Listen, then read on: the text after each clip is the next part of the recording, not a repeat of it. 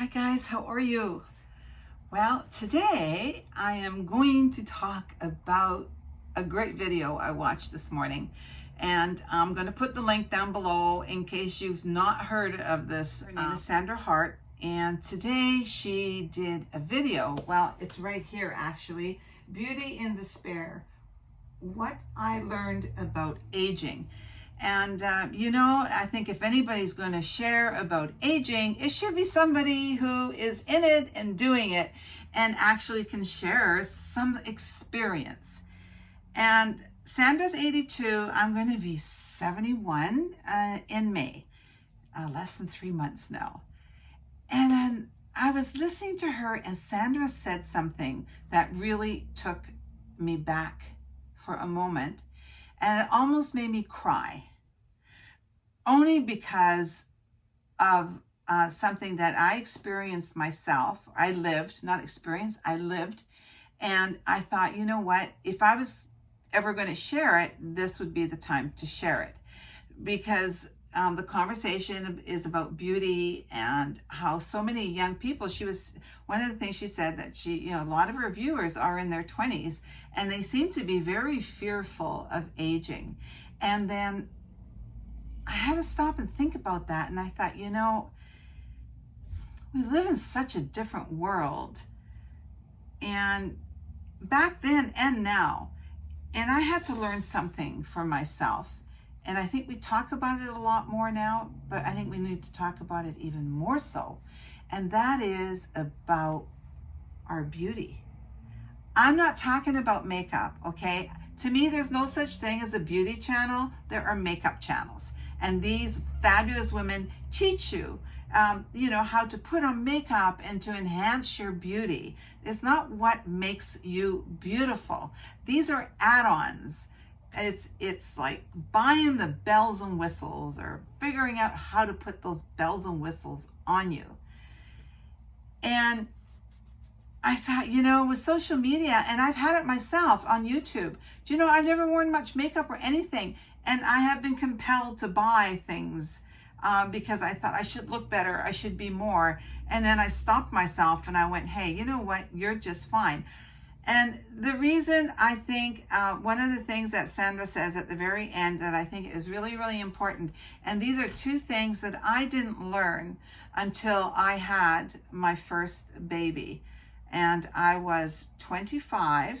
I knew how to make changes. And I figured it out when I was about 31, 32. So now I've got 2 babies. And that was, I had to learn how to love myself. And I had to learn that I was beautiful. I was beautiful on the inside. There was this wonderful, beautiful person inside.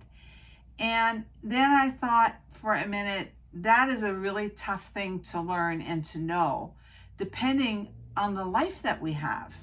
It's like, what are we born into? And sometimes what we are born into, we will continue on once we become young adults. And that doesn't always allow us to feel beautiful. And it definitely doesn't always give us self-confidence, and certainly doesn't allow us to love ourselves. And so I thought if we could talk about that for a minute, and hopefully give those of you that are feeling really fearful about growing older. And I think her son, Emerson Hart, actually wrote a song. Oh, I gotta find it. Peeling Away the Layers, something like that. And I think the sooner we peel away the layers, I don't think we have to wait until we, wither or, so we start seeing the wrinkles. I think the sooner the better that we peel away the wrinkles and find strength in our own identity in who we are. I think if I could share anything with any of you is to have an understanding, and don't wait till you're 33 like I did. I had to learn it. I had 2 daughters I was raising. I have a son that I needed to raise. I want them to be confident. I want my granddaughters to know their uniqueness is what makes them their uniqueness, their imperfections is what makes them beautiful.